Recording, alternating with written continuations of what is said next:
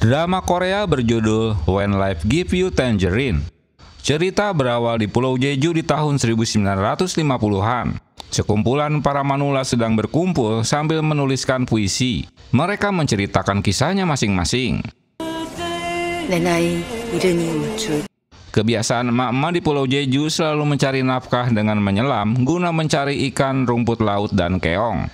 Aesun berteriak-teriak melarang ibunya untuk menyelam karena penyakitnya. Sekumpulan emak-emak di pantai telah selesai bekerja, hanya ibu Aesun bernama Gwang Rie yang masih menyelam. Selesai menyelam, kini malah adu mulut yang terjadi. Karena hasil tangkapannya harus dibagi untuk Nenek Halim. Hal ini membuat Gwang Rie ngoceh-ngoceh. Terlihat Bu Gwang Rie tak kompak dengan emak-emak lainnya. Di pantai, Goan-sik dan Aesun yang masih bocah membantu orang tua mereka. Setibanya di rumah, Aesun kesal karena ibunya selalu menyelam. Dia tak memperhatikannya. Dia ingin ibunya membaca puisinya yang menjadi juara kedua di sekolah. Aesun selama ini tinggal dengan bibi dan pamannya. Dia memberitahukan ibunya jika dia tak diberi ikan di saat makan hanya dikarenakan nilai di sekolah lebih bagus dari anaknya. Namun malah ocehan yang didapatnya.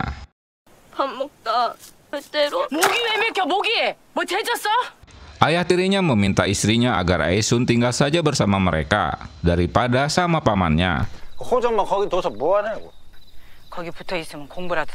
Pendapatnya ini ditolak karena keluarga pamannya ini lebih kaya dan pastinya dapat menyelesaikan sekolah putrinya. Namun semua berubah setelah Bu Gwang Rie membaca puisi Aesun yang menjadi juara kedua dengan topik kisah hidupnya. Dia tersentuh dan marah karena anaknya hanya dijadikan babu di rumah pamannya.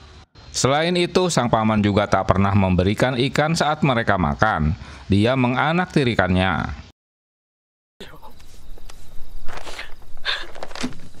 Dengan membawa ikan, Gwang Rie mendatangi rumah keluarga Hanmo.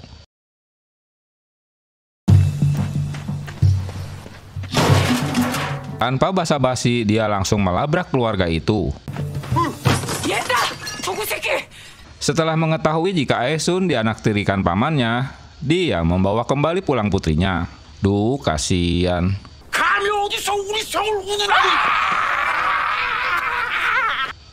Gwang Rie membaca tulisan puisi putrinya dengan menuliskan kisah nyatanya, di mana ibunya lebih mementingkan mencari nafkah di laut daripada memperhatikan dirinya. Weleh.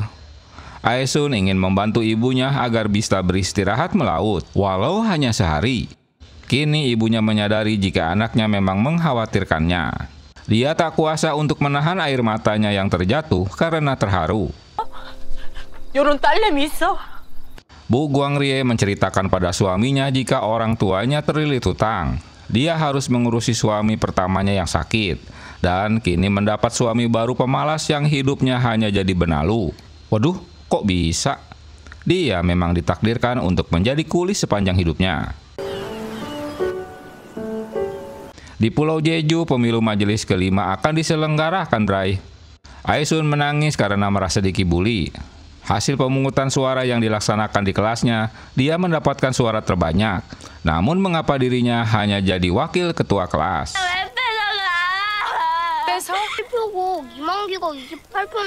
Lee Man-ki yang lebih kecil suaranya malah jadi ketua kelas.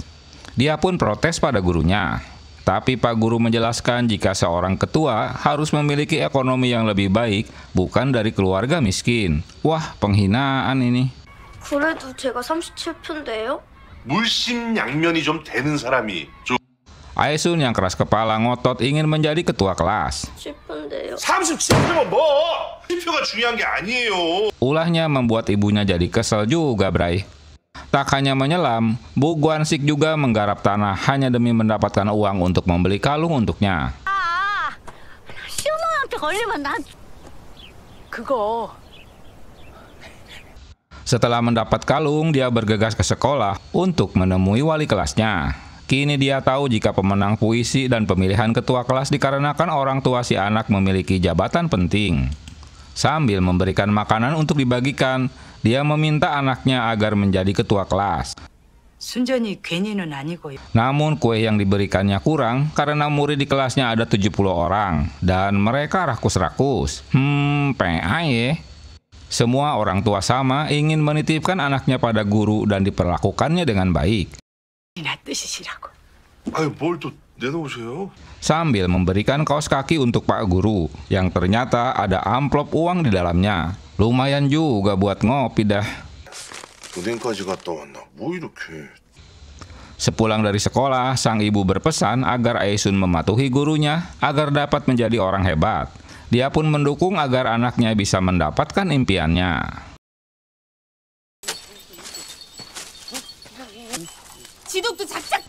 Bu Guangrie sampai diruat karena tetap ngotot ingin melaut. Padahal penyakit sesak napasnya bisa membahayakannya.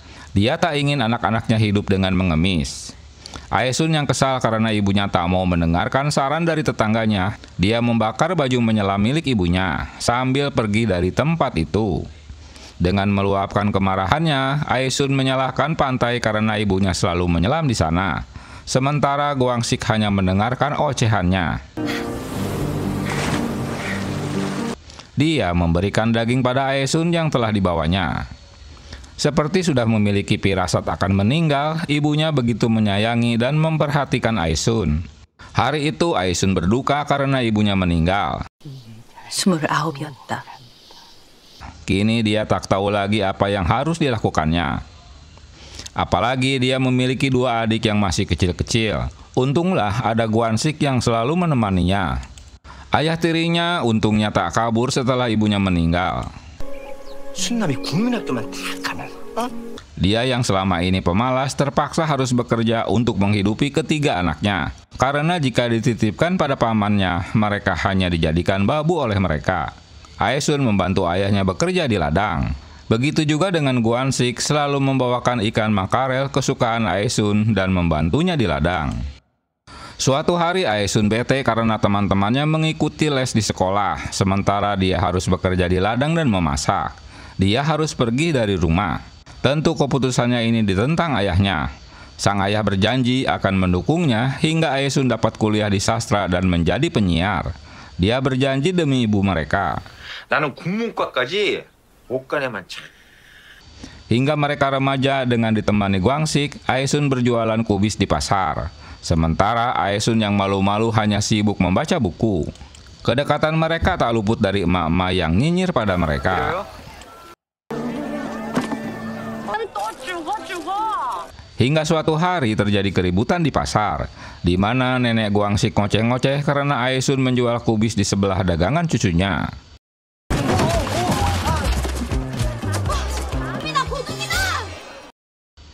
Seiring berjalannya waktu, kedekatan Guansik dan Aesun terus terjalin, yang tentu membuat si nenek Guangsik tak setuju.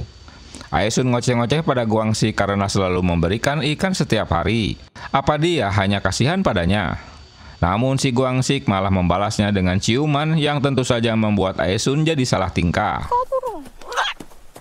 Aesun akhirnya mengakui jika dirinya juga telah menyukainya sejak 14 tahun lalu. Dan mereka pun melanjutkan ciumannya deh. Setibanya di rumah, Aesun begitu ceria. Namun dia harus terkejut dan kecewa karena menemukan ayahnya sedang mengumpet di lemari pakaian bersama seorang wanita bernama Min Ok. Wah, sontoloyo. 춥나 보다 하면 너무 뜨겁게. Malam harinya, dia mendengar pembicaraan mereka. Dan wanita itu menolak untuk membesarkan Aesun. 호적상으로는 일장 전처 자식 치사거리까지 해야 하려고요. Karena tidak tahu harus kemana, Aesun berakhir di rumah pamannya. Di mana pamannya mencoba meyakinkannya untuk bekerja di pabrik saja alih-alih kuliah. Dengan alasan mereka kesulitan keuangan keluarga. Keesokan harinya, 애들만 키워주면 나 대학 보내준댔잖아요. Aesun pindah dari rumah ayah tirinya. Tanpa rumah dan tanpa prospek yang baik, ia berpaling pada Guansik. Dia menangisi nasibnya. 왜? Guansik memeluknya dan berniat untuk menikahinya. Namun ini bukan yang diinginkan Aesun. Impiannya sejak dulu adalah menikahi seseorang dari daratan utama alias orang kota, sehingga dia dapat meninggalkan Jeju untuk selamanya. Malam itu karena bertekad untuk mengubah nasib mereka, keduanya mencuri perhiasan orang tua mereka dan kabur ke Busan. 나를 징역 살리고 싶겠는데. 영영 빠꾸는 안 되는 거야. Di atas kapal, sang kapten mencurigai dan menginterogasinya. Dia menduga jika mereka pelarian, tapi Aesun dengan tegas menjelaskan bahwa mereka pasutri.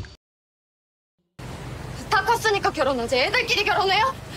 Setelah sampai di Busan, mereka menggadaikan perhiasan dengan mengaku jika perhiasan itu milik neneknya.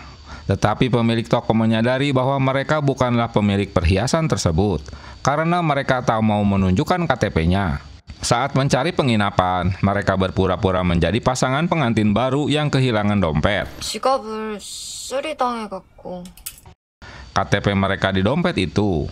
Anehnya pemilik tempat penginapan tersebut merasa kasihan dan membiarkan mereka menginap, bahkan menawarkan mereka makanan dan minuman gratis. 양관식이 심직이지. Keluarga Gwangsik menemui ayah Aesun dan meminta mereka untuk menuliskan barang apa saja yang telah dicuri anaknya. 가방.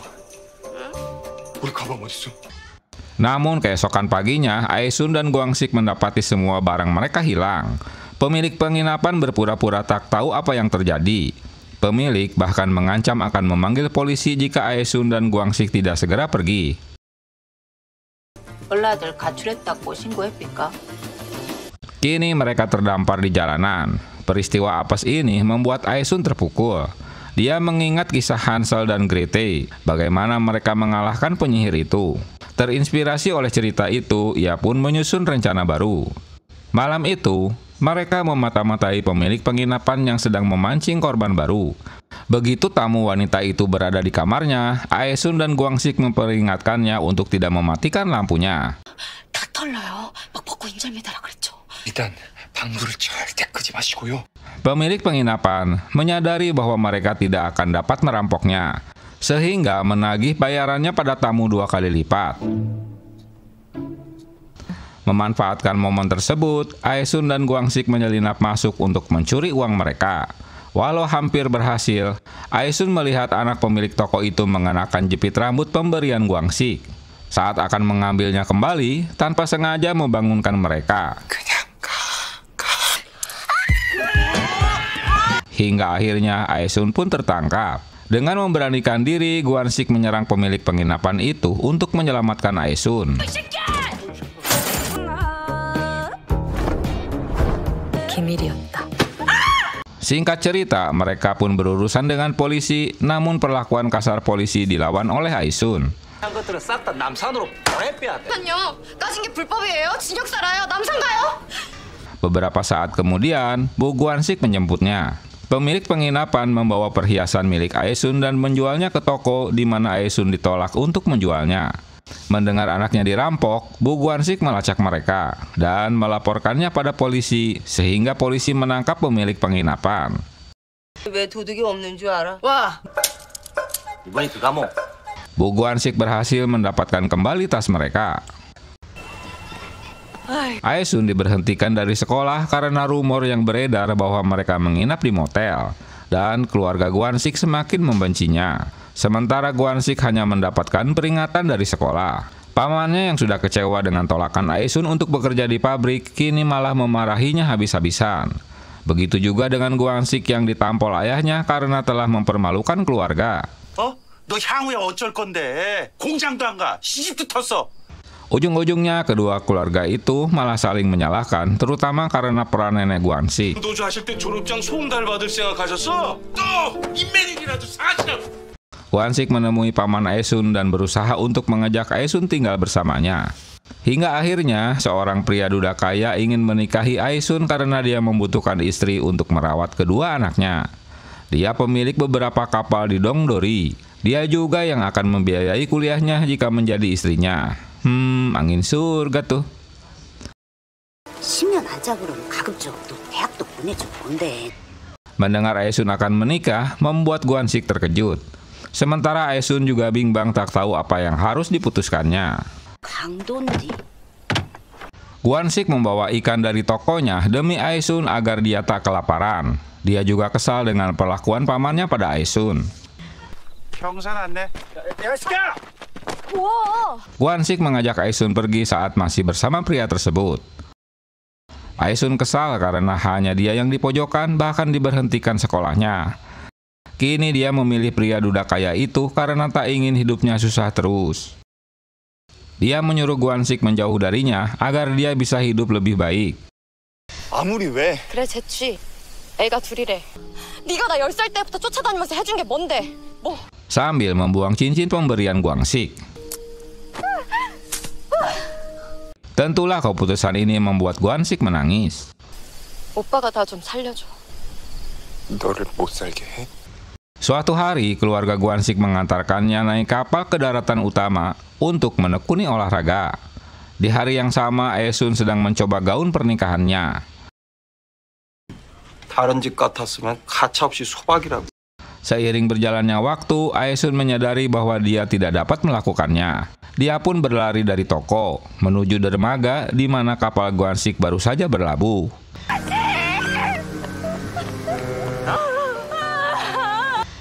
Dia duduk di dermaga dan menangis terseduh-seduh sambil memanggil namanya. Seperti memiliki telepati, si Guan-sik mendengar panggilannya. Dia melihat ke arah dermaga di mana Aesun berada.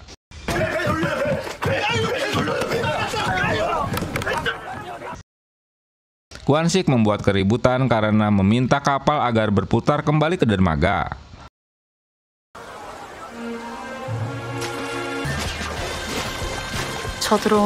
Tak ada pilihan lain, dia pun melompat dari kapal untuk berenang ke dermaga. Kayak Mission Impossible aja si Guan-sik. Dalam hitungan menit mencapai dinding pantai yang berbatu, memanjatnya dan memeluk erat Aesun.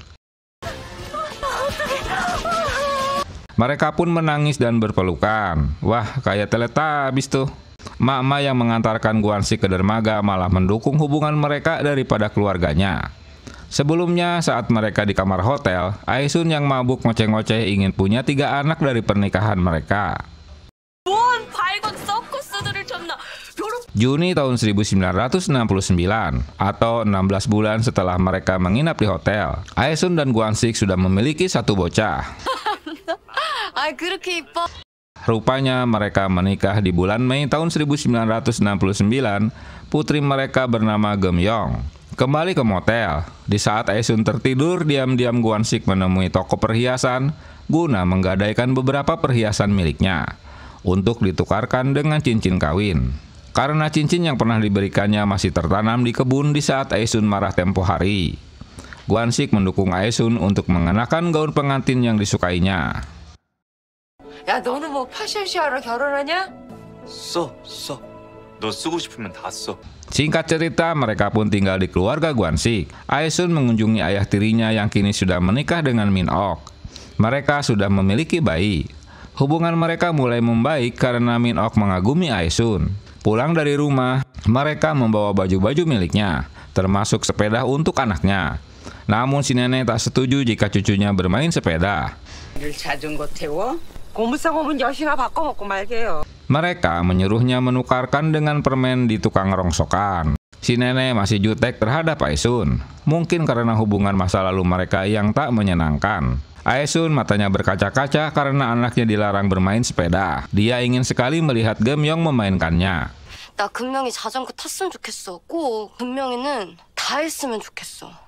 Suatu hari mereka pun bertengkar hanya dikarenakan putrinya yang akan dijadikan pembantu di rumahnya.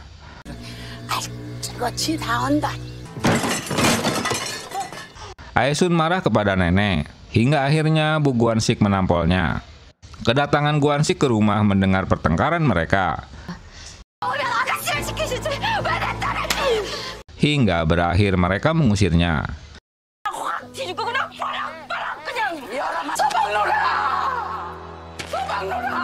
Mereka mengontrak kamar untuk menyambung hidupnya. Lagi-lagi, masalah datang karena Guan-sik belum bisa membayar kontrakan. Mereka sudah ketakutan karena pemilik tempat akan menagihnya. 방세 석 달치를 내줘요? 너 괜당해. Ternyata seseorang dari keluarga Mo telah membayar kontrakan mereka selama 3 bulan. 누구야?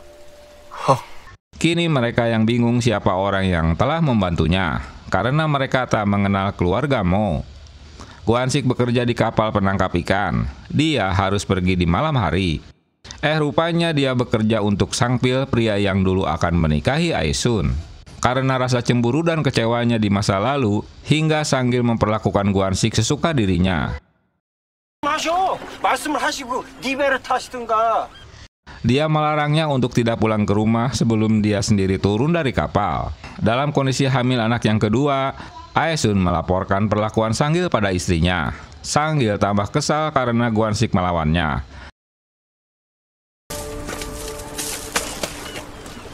내 오징어는 왜 가지고? Hingga cumi-cumi yang dibawa untuk anaknya pun diambil kembali olehnya. Mengetahui suaminya selalu direndahkan, Aesun yang memang ada di lokasi berlari dan berteriak, hingga orang-orang memperhatikannya. Dia memberitahukan jika suaminya akan berhenti bekerja dengannya. Namun malah hinaan yang didengar dari Sanggil. 도덕미선 배탈 생각도 말아라. 어? Tak ayal lagi, Aesun berbalik dan menendang tulang keringnya hingga Sanggil kesakitan.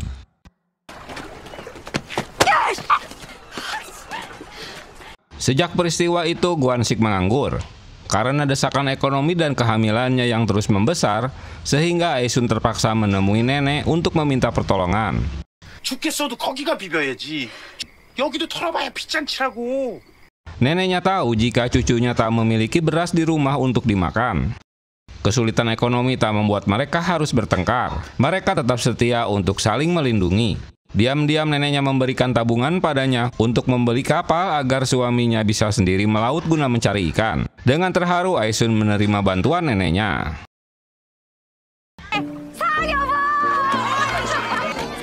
녹음 같은 그들이 Hari itu dengan bahagia mereka merayakan selamatan sebelum menggunakan kapal ikannya di perairan Jeju. Guansik yang akan menjadi kaptennya. Tak diduga hari itu mereka dikejutkan dengan kelahiran anak kedua yang tak bisa ditunda lagi. Dengan cepat Guansik menaikkan istrinya pada gerobak dan membawanya ke Maberang. Bulan Agustus tahun 1974. Dengan membaiknya ekonomi rumah tangga mereka, Guansik berpamitan pada Patua karena akan pindah ke rumah barunya, yang ternyata rumah ibu Aesun yang dibelinya. Mereka pindah ke rumah lama milik Bu Aesun. Dia teringat masa lalu saat pulang sekolah, ibunya menyambutnya dengan hangat. 우리 집이야. 같아서 Kedua anak mereka pun kini sudah besar, dan kondisi ekonomi mereka telah cukup baik. Beberapa bulan berlalu, kini Aesun mengandung anak ketiga. Dengan bantuan tetangganya di Malam Buta, dia diantarkan ke Maberang untuk melahirkan. Nenek Guansik senang karena anak ketiga Aesun laki-laki. 관식이 배또 만사! Selain itu, tangkapan ikan di kapal Guansik selalu sukses dengan membawa berbagai macam tangkapan. Kesuksesannya membawa Aesun ikut bergabung dengan komunitas nelayan yang selama ini dikuasai oleh Sanggil. Rencana Aesun untuk mencalonkan jadi ketua Serikat Nelayan mengejutkan Sanggil.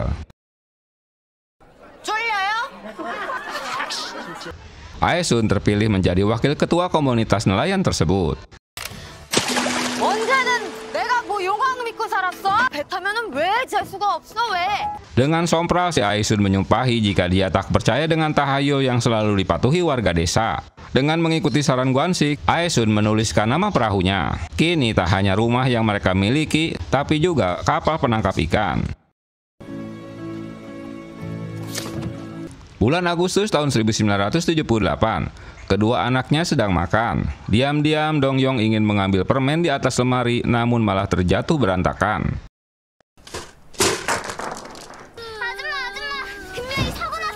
Beberapa saat kemudian, Aesun dikejutkan ada kabar dari teman anaknya bahwa Gemyong mengalami kecelakaan sepulang sekolah, di mana cuaca hari itu sedang ekstrim, dengan angin kencang dan ombak besar.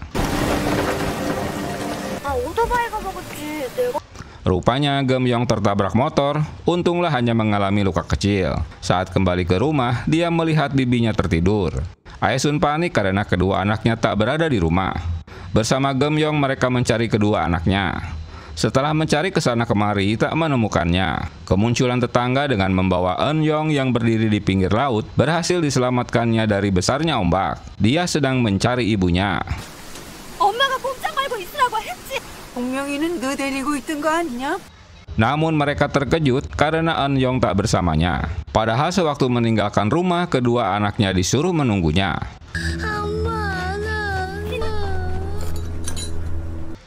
Saat itu setelah ibu meninggalkan mereka untuk mencari Geum-yong, tiba-tiba Dong-yong berlari mengikutinya dengan meninggalkan adiknya. Itu sebabnya adiknya pergi ke laut. Kini berita menghilangnya Dong-yong membuat panik warga desa.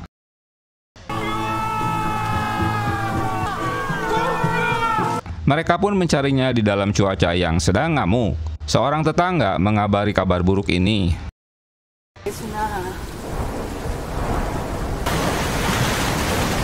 Ternyata Dong-yong telah tewas tenggelam. Tentulah membuat mereka berduka.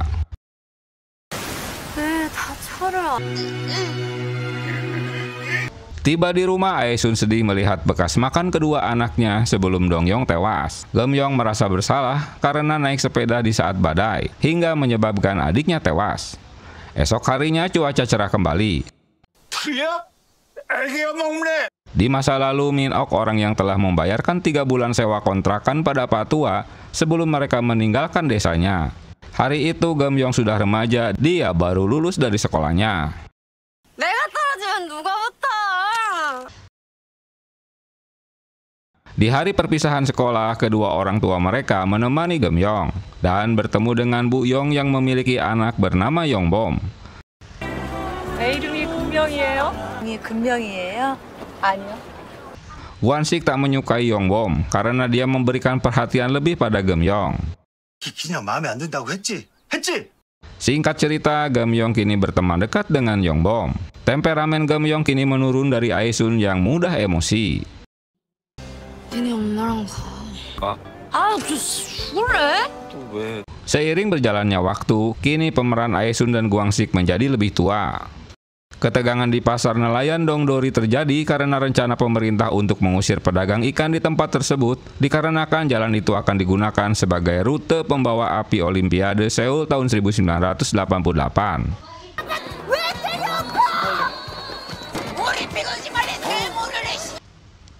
Namun para penjual ikan menolak keputusan itu dan meminta bantuan Sanggil sebagai pimpinan organisasi nelayan. Alih-alih membela para pedagang, Sanggil justru mendukung kebijakan pemerintah. Hal ini membuat para warga semakin marah.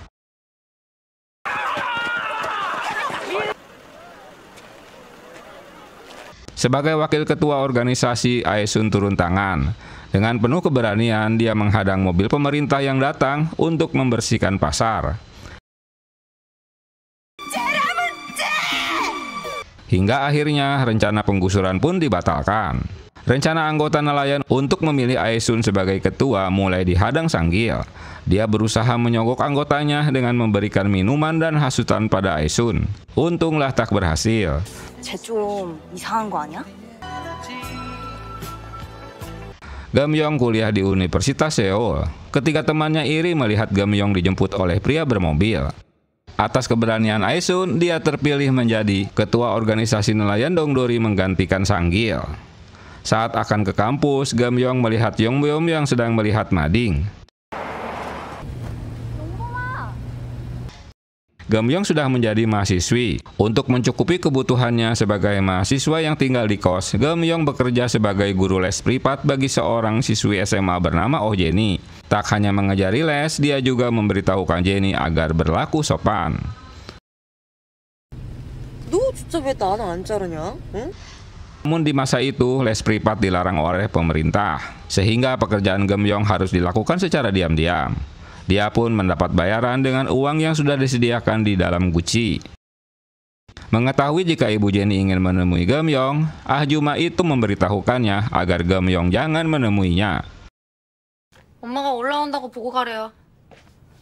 그냥 가라고. Masalah muncul ketika orang tua Jenny menawarkan bayaran tinggi kepada Geum-yong, tetapi bukan untuk mengajar, melainkan menjadi joki ujian masuk universitas untuk Jenny.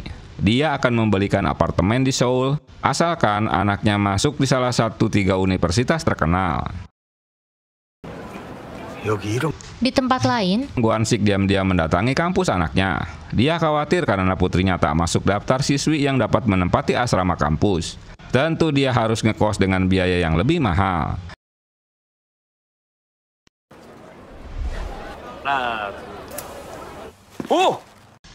Yongbom teringat bahwa Ah Ju-si yang berada di sebelahnya ini ayah Geum-yong.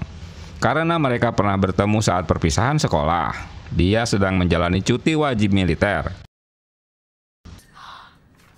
어머니, 배팅을 안 하면 한 방도 없어요. Meski sempat tergiur, Geum-yong menolak tawaran tersebut.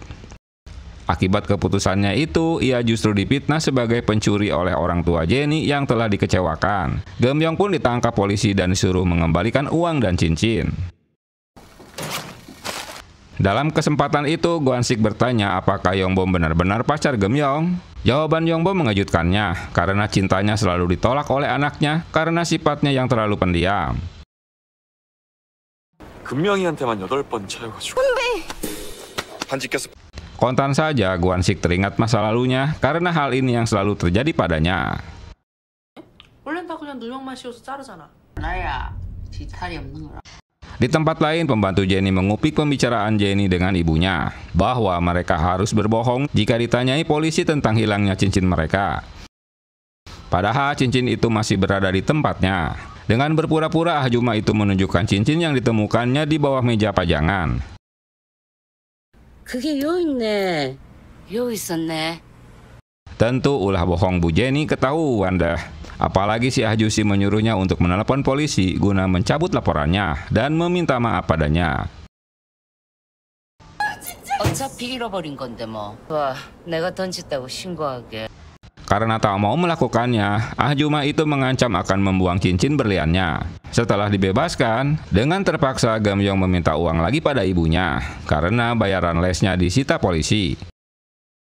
그 걱정 가득한 한마디에 Dia terkejut mendengar ayahnya ada di Seoul karena mendapatkan penghargaan setelah menyelamatkan orang tenggelam.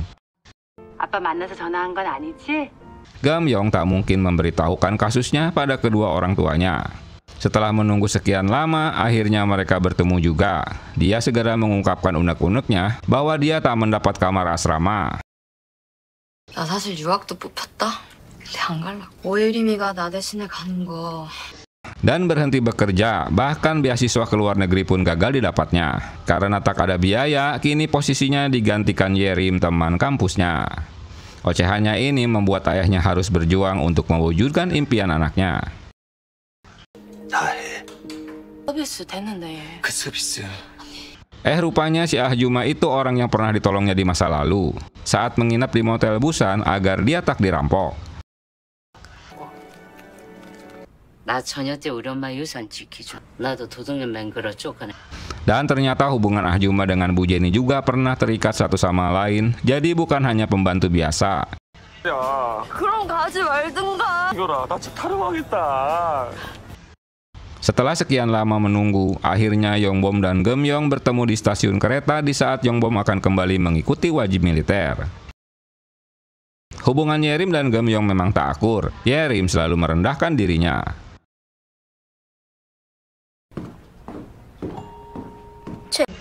Singkat cerita, orang tua Geum-yong pun menjual rumahnya dan pindah ke kota untuk membeli apartemen kecil sebagai rumah baru mereka.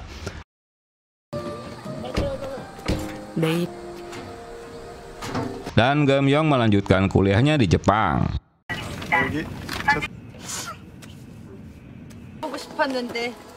Walau apartemen mereka kecil, tapi nuansa rumah tersebut berbeda dengan rumah kampung. Tembok dengan lapisan wallpaper membuat Aesun terkagum. Selain itu, mereka juga memiliki toko berjualan. Oktober tahun 1990, sebelum pergi ke Jepang, saat awal kuliah, Geum-yong memilih tinggal di rumah Pak Song untuk ngekos di Seoul agar lebih mudah mengakses kampusnya. Dengan menumpang di rumah seorang Ah Ju-si dengan satu anak, dan aturannya tak boleh membawa pacar. Wah, betul itu. 남자친구 안 돼. 들락거리면 퇴고야. Di tempat lain, Aesun heran mengapa anaknya tak keluar kamar. Padahal film MacGyver kesukaannya sedang tayang. Apalagi dia mengunci pintu kamarnya. Keanehan ini membuat ayahnya ingin memaksa masuk tapi dilarang istrinya. Gem Yong dikejutkan dengan kemunculan pasangan pria dan wanita dari balik lemari pakaiannya. Rupanya kamar itu terhubung ke kamar sebelah. Mereka meminta Gem Yong agar merahasiakannya. Sementara Pak Song berteriak-teriak karena pintu rumahnya dikunci.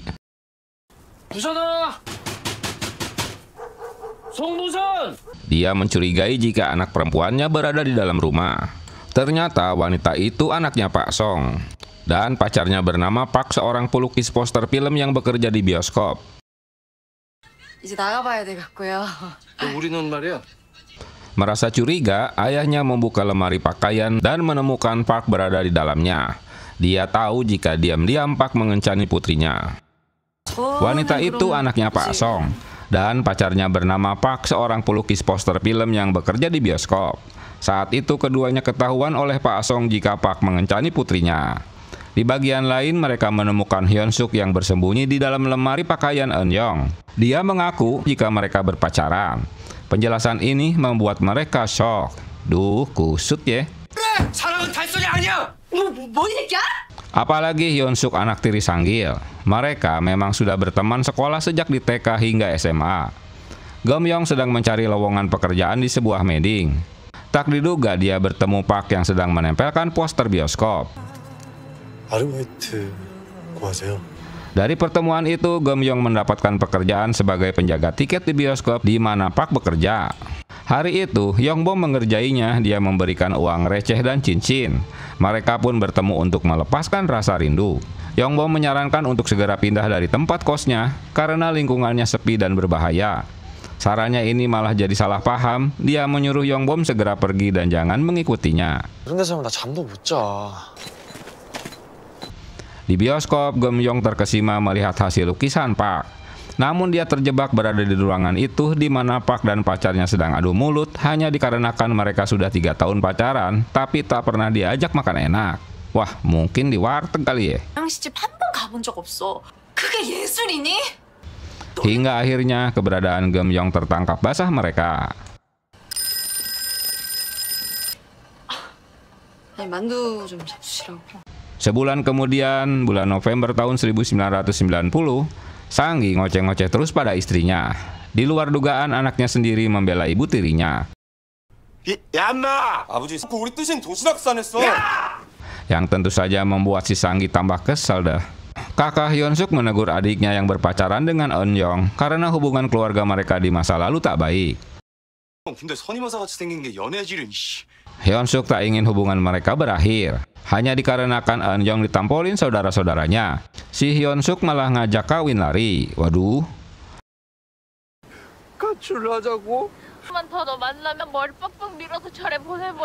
Karena jika ketahuan bertemu lagi dengannya, maka dia akan digunduli dan dikirim ke kuil.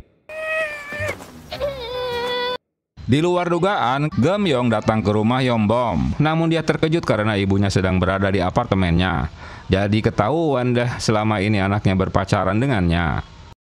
머리 위 콘크리트를 들어올리는. Yongbom membelanya di saat ibunya mulai memojokkannya dan berterus terang bahwa dia tak menyukainya. Dia datang dikarenakan undangannya untuk merayakan hari ultahnya. 영범이 집 아니고 아줌마 집이야. 내 집에 금명이 안 드나들었으면 좋겠네. Sepulang dari apartemen, Gem Yong marah pada Yongbom karena merasa dihina oleh ibunya. Dia memintanya agar memilih apakah menjadi anak yang baik atau menjadi suami yang baik. Nah lo. Dia juga tak perlu melamarnya sebelum bisa memutuskan apa yang mau dilakukannya. 저도 좀 귀한 자식이거든요.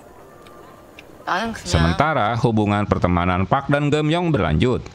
Firasat buruk Aisun karena mimpi buruk masa lalu terbukti saat dia mengunjungi kos anaknya. Di sanalah dia menemukan putrinya dalam kondisi tak sadarkan diri akibat menghirup gas dari briket batu bara. Beruntung Park yang kebetulan sedang berada di rumah itu dapat menolongnya dan membawa Gem Yong ke rumah sakit.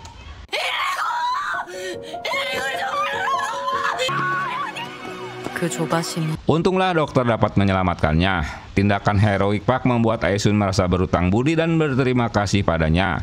Tak lama setelah Gem Yong mendapatkan perawatan di rumah sakit, Yongbom datang menjenguk. Ia begitu terpukul melihat kondisi Gem Yong yang lemah. Yongbom mengungkapkan keinginannya untuk segera menikahi Geumyong agar bisa membawanya ke tempat yang lebih baik. Tapi cinta mereka terhalang restu ibu Yongbom. Ocehannya ini mengingatkan Aesun pada masa lalunya. 이 집은 할머니랑 살러 오는 거 아니에요. Yongbom menyadari jika Park lah orang yang telah menolong pacarnya. Mengetahui putrinya tak disukai ibu Yongbom, Aesun mengungkapkan bahwa dia juga tak menyukai Yongbom. 나도 별로라고. Di tempat lain, mereka sedang membicarakan Park berhenti dari pekerjaannya. Februari tahun 1994, saat pertemuan keluarga untuk membahas pernikahan, ayah Yongbom tak masalah dengan rencana anaknya. Namun Bu Yongbom secara terang-terangan menyuruh Geumyong untuk berhenti bekerja setelah menikah dan menyatakan keberatan terhadap hubungan mereka, apalagi latar belakang sosial mereka yang berbeda. 송룡이야 잘 뜨겠지? 금명이는 좀 달라요. Tentulah orang tua Geumyong yang hadir dalam pertemuan tersebut merasa sangat terpukul dan tersinggung. Saat kembali ke rumah, Geumyong yang ikut dengan mereka ke rumahnya mendengar pertengkaran ibu dan anak karena Yongbom selalu menyela di saat ibunya berbicara. 저한테 너무 막 하지 말아주세요. Ayah Gwansik tak mungkin menghalangi hubungan mereka karena putrinya mencintainya. Pertemuan berlanjut di antara ibu mereka. Aesun mau melakukan apa saja demi pernikahan putrinya.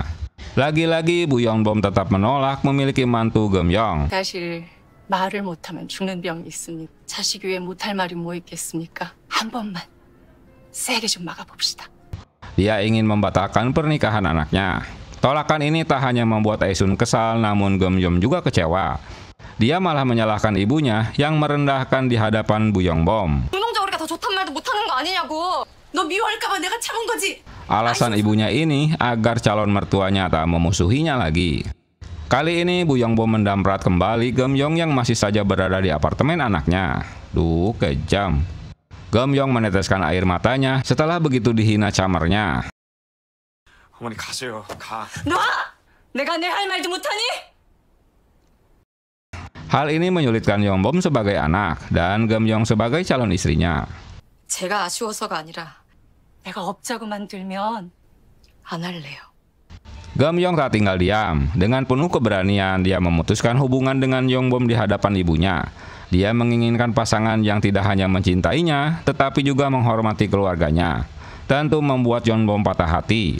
Ia bahkan bersedia meninggalkan keluarganya demi tetap bersama Geumyong. Bulan Juli tahun 1994, Geumyong tak ingin lagi berurusan dengan Yongbom. Walau dia terus menemuinya, Geumyong tetap mencuekannya. Duh, kasihan. Yongbom telah memohon agar Geumyong tak memutuskannya. 짐 빠져. Namun dia tetap tak mau menerimanya kembali. Untuk terakhir kalinya, Geumyong mengajaknya berpelukan. 사람 다 살아. Karena putusnya hubungan mereka, keduanya sama-sama patah hati. Di sisi lain, Geumyong memberitahukan ibunya jika hubungan mereka telah putus. 네, 밤에 한다고 매출을 다 까고. Geumyong pulang ke Jeju untuk menata hatinya setelah hubungan cintanya berakhir. Keputusan berat itu membuatnya ingin menjauh dari hiruk-pikuk kota. Di suatu kesempatan, Geumyong menghabiskan waktu bersama sang ayah. Mereka berlayar dengan kapal nelayan untuk menyaksikan matahari terbit. 고기 안 잡아?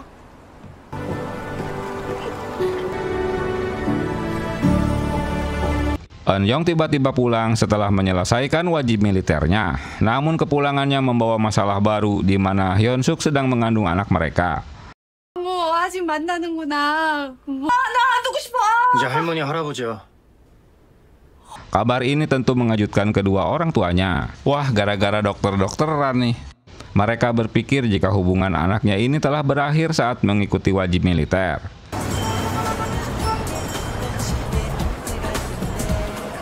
Geumyong kembali ke Seoul dengan harapan membangun hidup baru.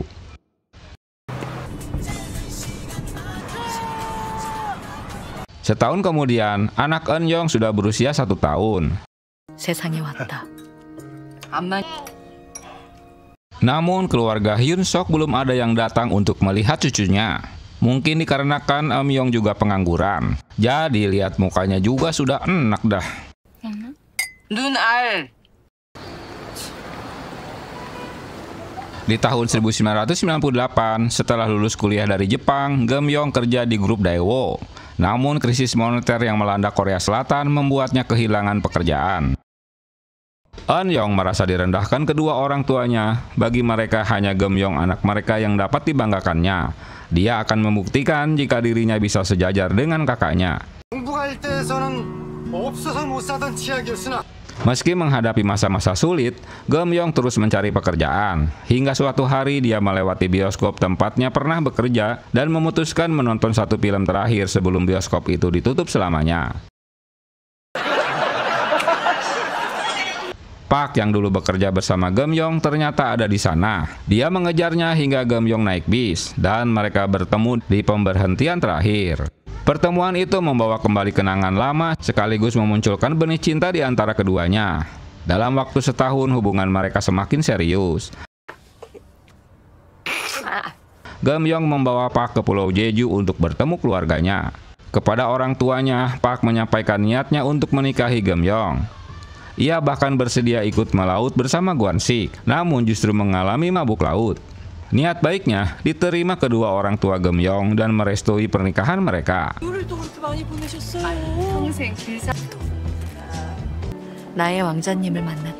Tangis haru terjadi di saat hari pernikahan. Geum-yong menangis terseduh-seduh ketika Gwan-sik mengantarnya ke altar. Dia teringat betapa besar peran sang ayah selama ini. Sayangnya kebahagiaan mereka tak bertahan lama.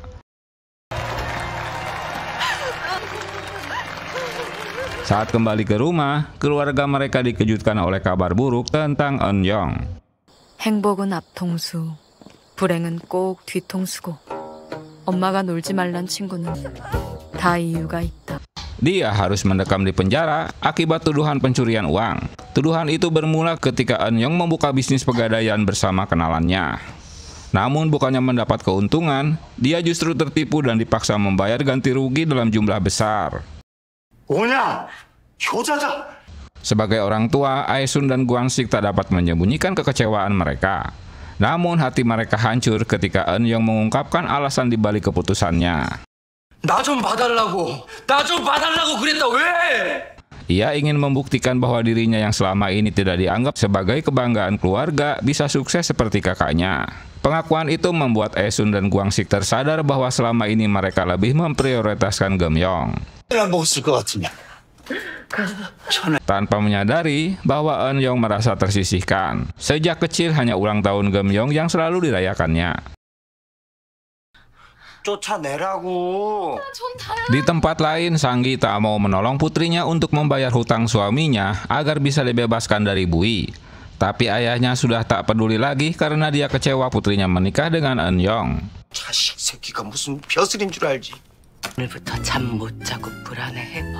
Tiba di restonya, Aesun mendapat hinaan dari teman-temannya karena Eun-yong dipenjara, seperti dia di masa lalu diberhentikan dari sekolahnya. Ocehan ini malah menjadi perkelahian di antara mereka.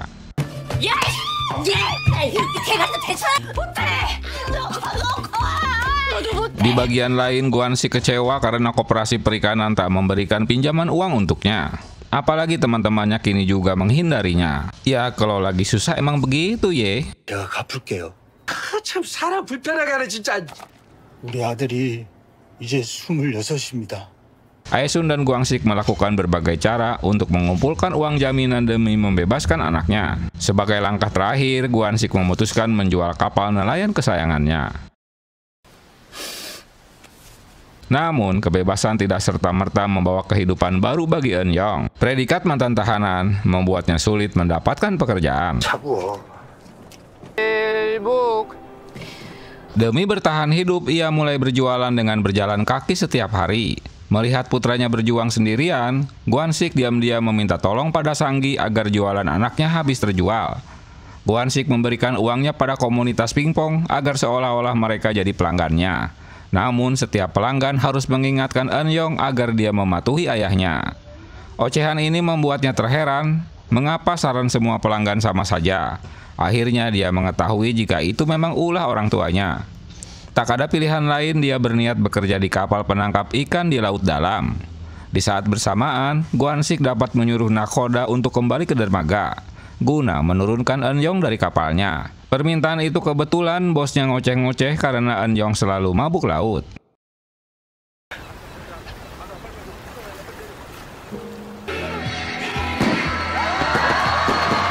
Setelah berganti tahun, harapan baru di tahun 2000 beruntung.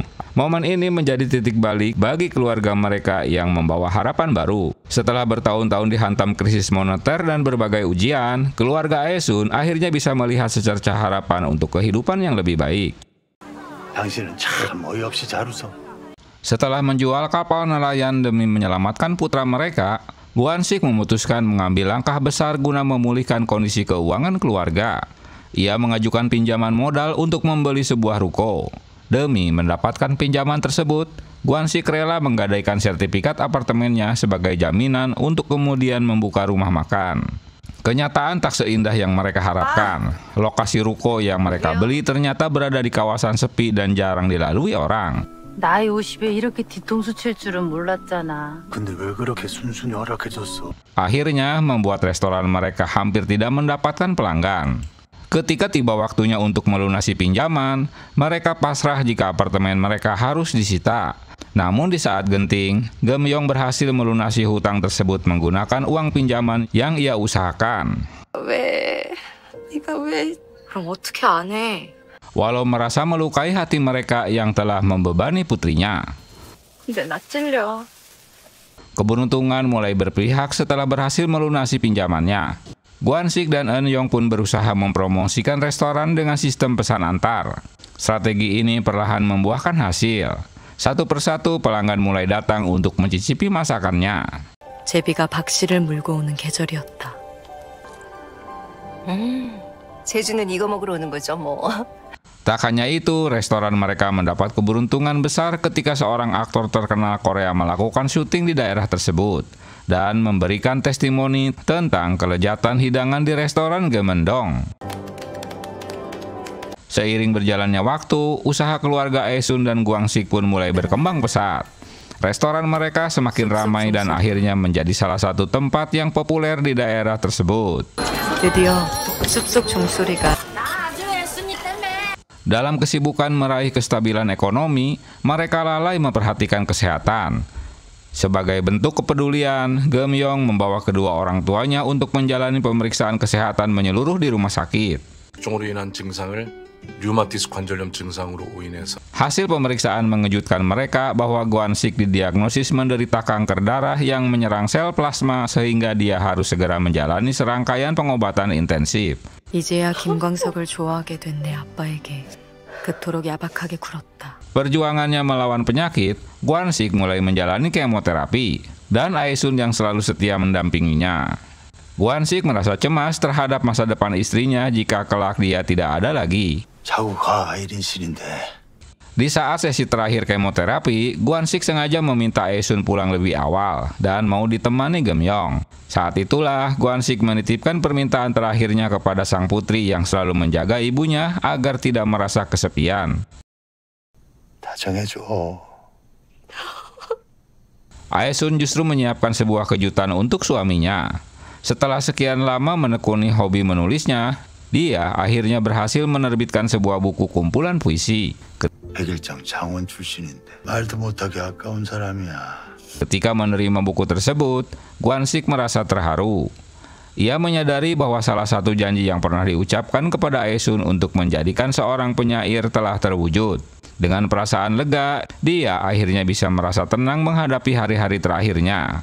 Sebuah akhir yang syarat memberikan pelajaran berharga bahwa ujian kehidupan akan terasa lebih ringan jika dihadapi bersama orang-orang tercinta. 일본 유학 시절엔 Drama ini ditutup perjalanannya dengan pesan mendalam tentang cinta, pengorbanan, dan arti penting dari sebuah keluarga. 이제는 내게도 아랫목이 있어. 지금 백번 사서 어쩐 게 돌려.